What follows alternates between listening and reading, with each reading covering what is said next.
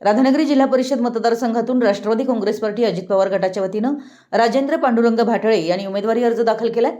जिल्हा परिषद निवडणुकीचे पडघम वाजू लागलं असतानाच आघाड्यांची अधिकृत घोषणा होण्याआधीच त्यांनी अर्ज दाखल केल्यानं राजकीय हालचालींना वेग आलाय। काही निष्ठावंत कार्यकर्त्यांसह भाटळे यांनी अर्ज दाखल केला। जिल्ह्यात राधानगरी मतदारसंघाची निवडणूक प्रतिष्ठेची मानली जात असून सर्वच पक्षांकडून जोरदार तयारी सुरू आहे। यावेळी बोलताना राजेंद्र भाटळे यांनी सांगितलं की गेल्या 9 वर्षापासून ते या मतदारसंघात सक्रियपणे कार्यरत आहेत। मागील पंचवार्षिक कालावधीत त्यांच्या पत्नी सविता भाटळे या जिल्हा परिषद सदस्य होत्या, त्यामुळे मतदारांशी त्यांचा थेट संपर्क व नाळ अधिक मजबूत झाली आहे।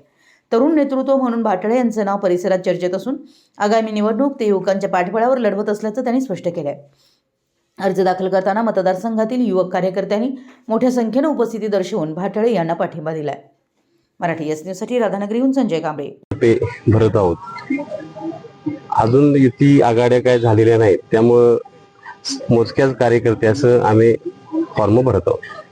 गेल्या 4 महिन्यापासून तुम्ही मतदारसंघामध्ये पायाला भिंगरी बांधून फिरताय, कसा तुम्हाला प्रतिसाद मिळते या मतदारसंघात? असं काय नाही, माझा मतदारसंघात गेले 9 वर्षे फार मोठा जनसंपर्क आहे, त्यामुळे 4 महिने असं काय नाही, गेले 9 वर्षे मतदारसंघात काम करतोय।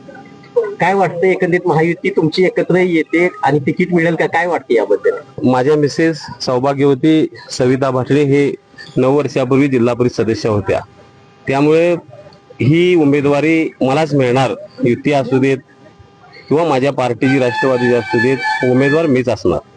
आमच्या या सर्वांच्या माध्यमातून तुम्ही काय संदेश द्याल या मतदारसंघातल्या सगळ्या जनतेला?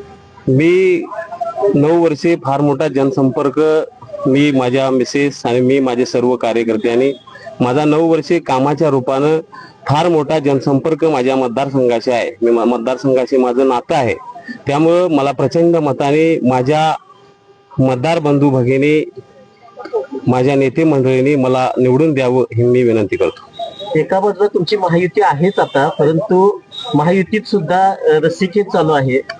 असं काय नाही, महायुती वगैरे काय नाही, महायुती असेल तरी मी चालतोय, उमेदवारी मलाच मिळणार।